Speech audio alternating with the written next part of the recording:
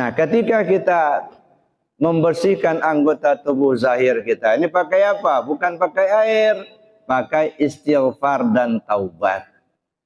Astaghfirullahaladzim alladzi la ilaha illa huwal hayyul qayyum wa atubu ilaih. Itu mah kalimat. Apakah setelah kita baca kalimat itu betul-betul kita mohon ampun? Belum tentu. Ada. Nah, inilah kelebihan kita orang Lampung kadang. Anak kita salah masih berzikir juga. Ada. Anak kita salah misalnya, ya. La ilaha illallah masih la ilaha illallah. Walaupun dia berbuat salah, itu kelebihannya. Astagfirullahaladzim, omongannya, tapi besok malam lagi. Nah, ini Bapak Ibu yang saya hormati. Jadi membersihkan anggota tubuh zahir pakai istighfar dan taubat. Istighfar itu minta kepada Allah supaya bekas daripada perbuatan maksiat dihapus oleh Allah. Itu namanya istighfar. Sebab setiap perbuatan maksiat itu ada bekas, Pak. Membekas di hati kita. Ini perbuatan maksiat. Nah, jadi ketika kita melakukan perbuatan maksiat ada bekas. Nah, itu yang diminta supaya dihapus. Ya, di tip X. Ya, sebelum ditayangkan nanti minta supaya disensor dulu. Nah, jadi Bapak Ibu yang saya hormati istighfar. Taubat apa? Menjaga. Jangan sampai alat ini digunakan lagi untuk berbuat maksiat. Udah berkali-kali kita ngomong astagfirullahaladzim allazi la ilaha illa huwal hayyul qayyum wa atubu ilaih. Tapi nggak pernah kita jaga alat itu. Jangan sampai berbuat maksiat. Jojong aja berbuat maksiat. Nah, itu burung beo itu mah. Ya, ngomong aja tapi tak ada upaya untuk menjaga. Jadi kalau betul-betul kita mohon ampun dan bertaubat kepada Allah, timbul penyesalan dan timbul aksi. Mana aksinya? Hindari perbuatan maksiat itu. Ini enggak, katanya sudah bertaubat, tapi masih juga nengok begitu. Mau kemana Pak? Itu nemanin kawan lagi judi. Katanya sudah taubat. Nah, kalau orang sudah taubat itu Pak, dia benci betul sama perbuatan maksiat itu, seperti halnya dia benci kepada neraka.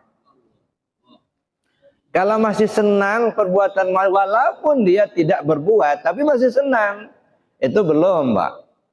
Ya, belum diterima taubatnya itu. Ya, masih dia senang, ya. Anak bapak judi, Pak, itu haram, nggak boleh, tapi menang, Pak. Alhamdulillah. Nah, ini masih senang. Tapi kalau sudah taubat itu, Pak, benci kepada perbuatan maksiat itu.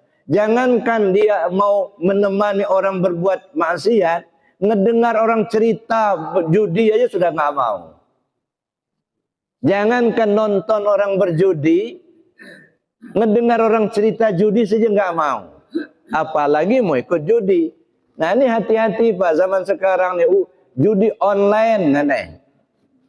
Ini yang rusak betul itu. Ya, sampai ke anak-anak apa? Bukan hanya anak-anak, orang tua. Ada suami istri yang ceraian gara-gara judi online. Ini harus hati-hati. Ya, jadi judi itu adalah membunuh, ya, membunuh harta kita, membunuh pikiran kita. Ya, kita hindarilah itu jauh-jauh. Itu kalau taubat. Jadi membersihkan anggota tubuh zahir pakai istighfar dan taubat. Yang ketiga, membersihkan anggota tubuh batin. Sebab diri kita ini ada jasmani, ada ruhani. Kalau jasmani ini Pak, ini sangkar. Jangan kita terpesona, jangan kita terlena dengan sangkar Pak. Apalah artinya sangkarnya bagus kalau burungnya nggak ngukur. Penghuni sangkarnya tidak berkualitas. Walaupun sangkarnya bagus, tapi kalau penghuni sangkar tidak berkualitas, tidak lebih mulia daripada ya sangkar jelek tapi penghuni sangkarnya yang bagus. Saya ilustrasikan ada sekawan burung yang terbang bebas di angkasa luas. Datanglah si penangkap burung. Akhirnya tertangkaplah 3 ekor burung. Kemudian dibagikan kepada orang lain yang memelihara burung tadi. Mungkin banyak burungnya yang ditangkap dan dibagikan, bahkan dijualnya, sehingga dipeliharalah oleh orang lain. Orang yang memelihara burung itu ada 3 macam. Ada si pemelihara burung itu senangnya dia dengan burungnya. Ya. Tetapi dia tidak memperhatikan burungnya. Burungnya itu dibiarkan kelaparan, tidak pernah dimandikan. Yang dia perbaiki sangkarnya, sangkar terus yang dicet-cet begitu. Ya, baru dicet lagi gitu. Sangkarnya yang diperhatikan. Si penghuni sangkar dibiarkan. Si burung tadi nggak pernah mandi, makanannya kadang telat, minumannya juga kadang telat. Ujung-ujungnya bulu-bulunya pada rontok. Tapi sangkarnya bagus. Ada lagi orang memperhatikan burungnya. Sangkarnya nggak begitu diperhatikan. Si burung yang penghuni sangkar itu dikasih makanan yang bagus, yang bergizi, nggak pernah telat. Air minumnya nggak pernah telat. Tiap hari dimandikan, gitu ya. Walaupun sangkarnya nggak begitu diperhatikan, biasa-biasa saja. Nah, sehingga walaupun sangkarnya jelek, tapi bulu-bulunya masih bagus, ya, tidak rontok, gitu ya. Nah, ada yang memperhatikan dua-duanya. Sangkarnya diperhatikan, si burungnya juga diperhatikan. Sangkarnya dibagusin, dibelikan sangkar yang bagus, kemudian si burung tadi dikasih makanan yang bergizi, minuman tak pernah telat. Sehingga bulu-bulunya pun masih bagus. Nah, begitu hari H jam D diumumkan, semua pintu sangkar harus dibuka. Nah, dibuka pintu sangkar. Burung yang terawat, bulunya masih bagus, begitu melihat pintu terbuka langsung keluar, terbang. Nah, yang satu sangkarnya bagus, burungnya bagus, memang terawat, sangkar dibuka, langsung terbang. Tapi yang tidak diperhatikan burungnya, sangkarnya saja yang bagus, Pak. Tapi burungnya nggak diperhatikan, akhirnya rontok-rontok bulunya. Sangkar sudah, pintu sangkar sudah dibuka. Tapi nggak tahu jalan, loncat sana, loncat sini, loncat sana, loncat sini. Udah ditunggu sama yang memelihara burung, nggak keluar-keluar burungnya. Ya dah, loncat sana, loncat sini. Ujung-ujungnya marahlah si punya burung tadi. Diambilnya, diterbangkannya. Kena bulunya sudah nggak bagus lagi, nggak bisa terbang, menggerpa-gerpa di tanah. Nah, begitulah kita ini, manusia ini. Ada yang memang memikirkan sangkar. Nih, sangkar. Jasad. Jasad ini sangkar, Pak. Diperhatikan betul. Rumah bagus dibikin untuk tempatnya si burung. Nempati sangkar atau tempatnya sangkar. Makanan enak kita bikin. Mobil mewah kita beli. Untuk apa? Untuk kandang sangkar. Nempatkan sangkar ini. Cuman sayang kalau burungnya tidak diperhatikan, khawatir, Pak. Begitu waktunya sampai loncat sana loncat sini, nggak tahu jalan, marah Israel itu. Cabutnya tak keluar katanya. Itu yang dicabut sama Israel itu. Kenapa? Karena nggak tahu jalan. Sudah waktunya berangkat, belum juga berangkat, masih AO aja. Suruh nyebut but katanya. Apa yang mau disebut? Waktu masih hidup benci benar sama zikir. Jangan kamu ngamalkan, ya dah. Senang aja enggak, ya dah. Nah ini jadi artinya Pak, itu yang burungnya yang tidak terawat, sholatnya jarang, ya. kemudian kajian ketuhanan nggak ngerti gitu. Nah, ini namanya sangkar yang bagus. Tapi zaman sekarang Pak, justru sangkar itu yang mahal Pak. Zaman sekarang orang lebih hormat kepada yang keren kelihatannya walaupun burungnya jelek Pak. Ada orang kafir datang ke pesantren pakai koko, pakai peci, disambut tola'al badru alaina. Masya Allah. Kiai datang, bukannya datang ceramah pula. Sampai berkeringat Pak, basah surbannya. Pulang cuma 500.000. Mendingan 550.000. Kadang-kadang nggak dikasih Kak. Nggak ada hormatnya. Ini kenapa? Karena yang diperhatikan sangkar.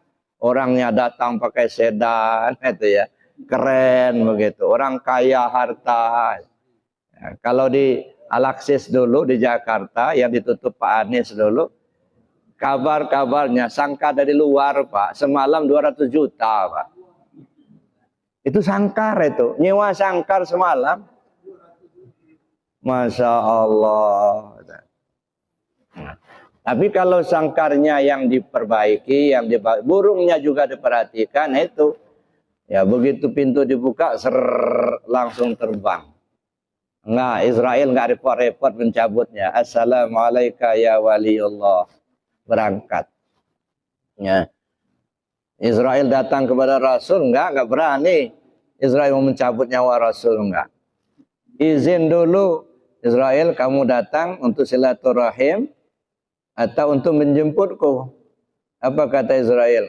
Ya Muhammad, saya diperintahkan Allah untuk bersilaturahim kepadamu, sekalian menjemputmu kalau kau sudah mengizinkan. Nah, minta izin dulu Pak. Kalau kau mengizinkan, kalau belum ya sudah. Ada Nabi Sulaiman, Nabi Ibrahim alaihissalam, ketika Israel datang, ya Israel, kedatanganmu menjemputku atau mencabut nyawaku. Saya diperintahkan Allah untuk menjemputmu. Kata Nabi Ibrahim, masa iya katanya seorang kekasih mau membunuh kekasihnya sendiri? Tidak mungkinlah kata Ibrahim alaihissalam. Seorang kekasih membunuh kekasihnya. Langsung dijawab oleh Allah. Masa iya seorang kekasih yang sudah lama merindukan sekarang dipanggilnya, masa kau nggak datang? Seorang kekasih yang sudah lama merindukanmu, sekarang aku panggil, masa kau nggak datang? Nah, kalau misalnya ada kekasih, yang ini masih bujang-bujang, ya, ada nunggu misalnya, ya di hotel, sekarang saya pulang, katanya cepat-cepat berangkat, memang udah lama ditunggu. Ya, nah, jadi Bapak Ibu yang saya hormati, itu yang kedua, jadi membersihkan anggota tubuh zahir pakai istighfar dan taubat, membersihkan anggota tubuh batin pakai zikir. Likulli syai'in siqala wa siqalatul qalbi zikrullah. Jadi kita berzikir itu dalam rangka membersihkan anggota tubuh batin. Anggota tubuh batin kita mana? Latifah 7, latifah qalbi, latifah ruhi, latifah siri, latifah khafi, latifah akhfa, latifah nafsun natiqah, dan latifah kullu jasad.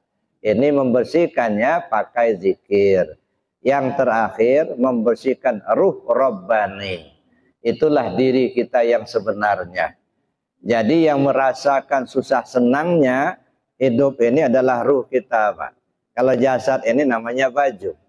Ya, siapa yang bertanggung jawab ya atas perbuatan kita di dunia? Ya itu ruh kita itulah.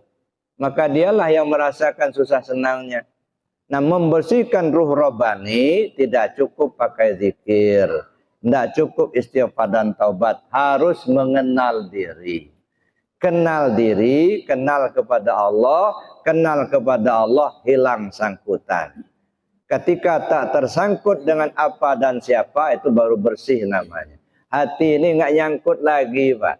nggak nyangkut ke jabatan, nggak nyangkut ke duit, nggak nyangkut ke harta. Gitu. Kita ini kan